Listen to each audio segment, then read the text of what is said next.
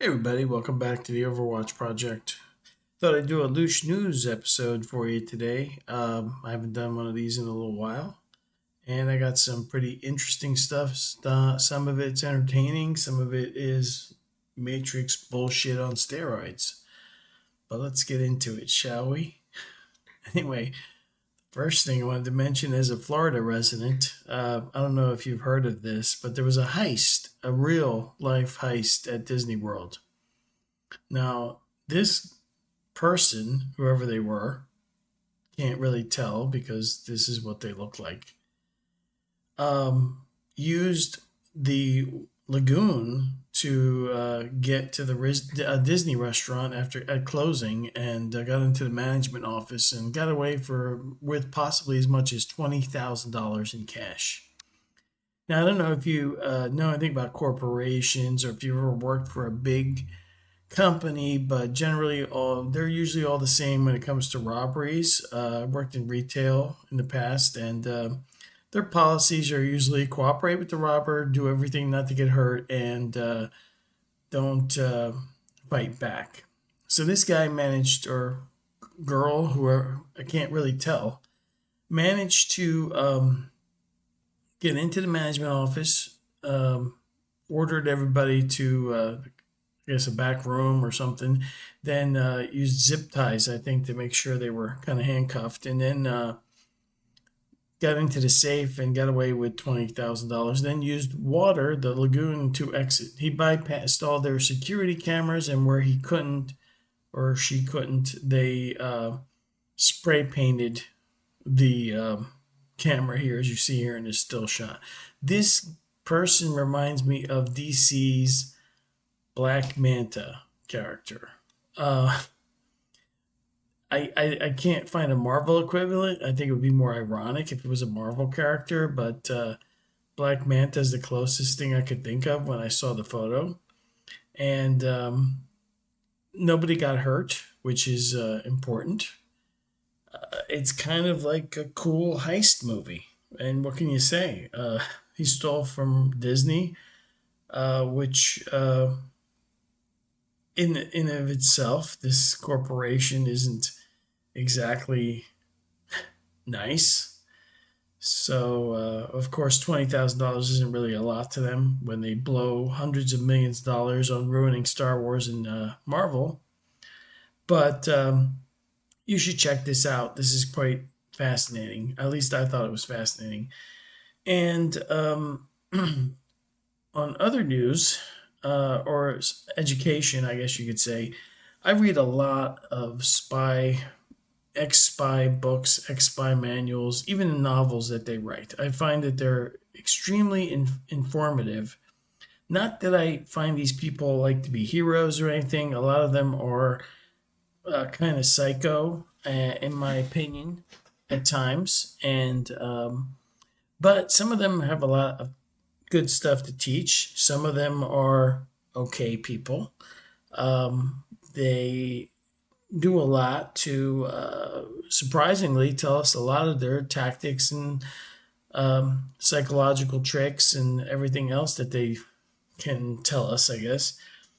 But there was this interview that I saw from Andrew Bustamante and actually his wife, on the Diary of a CEO YouTube channel. Now, I would show you clips of this stuff, but I don't know exactly how YouTube works, but since this video is also going on YouTube, I know for a fact that my channel, they have it on. If there's a setting for flagging videos for any kind of copyright infringement, my channel must be set to the highest level. I can't show any clips, or I get email notices and stuff like that, so I don't even bother. But I do link to everything in the description section below. Matter of fact, all these links here, including that video, will be linked below, including some other stuff that you might find it really interesting. But this particular interview, now this guy does a lot of videos. He's got his own YouTube channel. He's got a lot of books out there.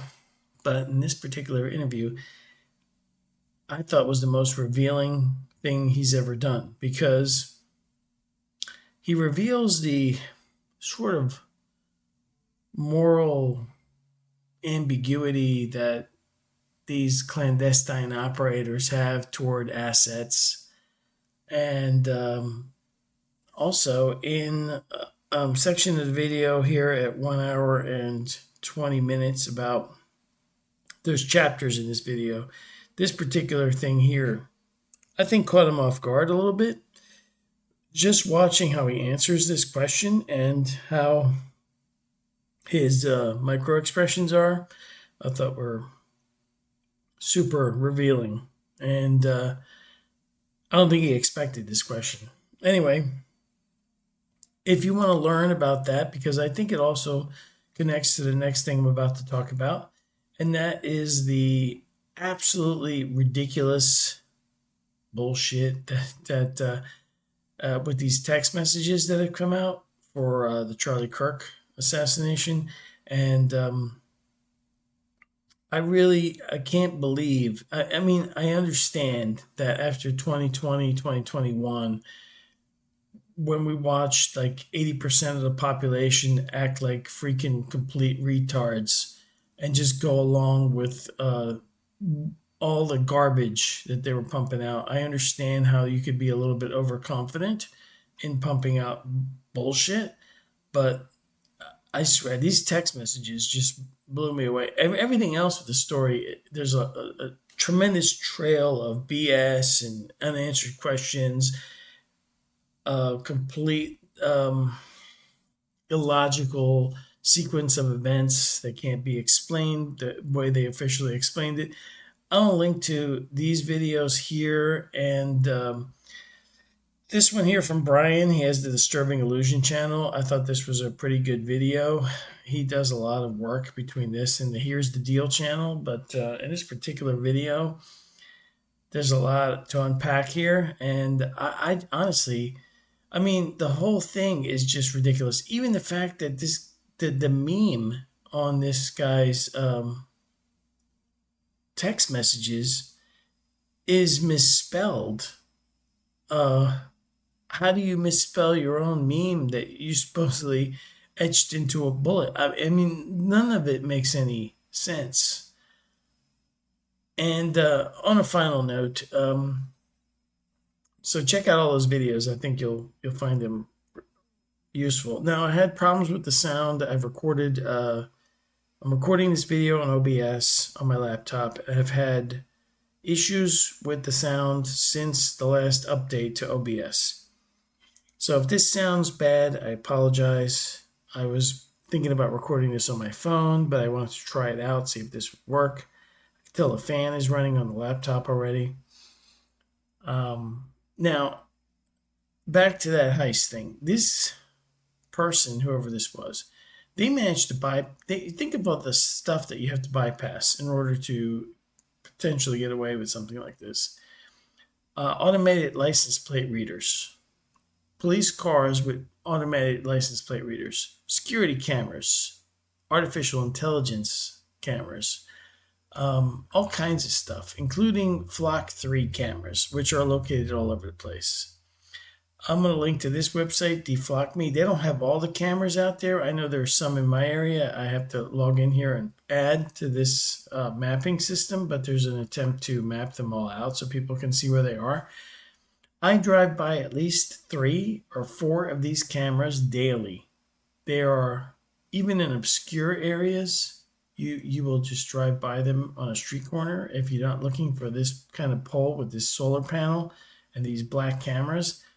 If you keep an eye out for them, I think they're painted black so that they stand out less, but they're all over the place. So this heister here, whoever they are, had to come up with a plan to arrive within, distance of the target and then travel to the target using water. like a real life Black Manta, and then escape completely without being able to be tracked.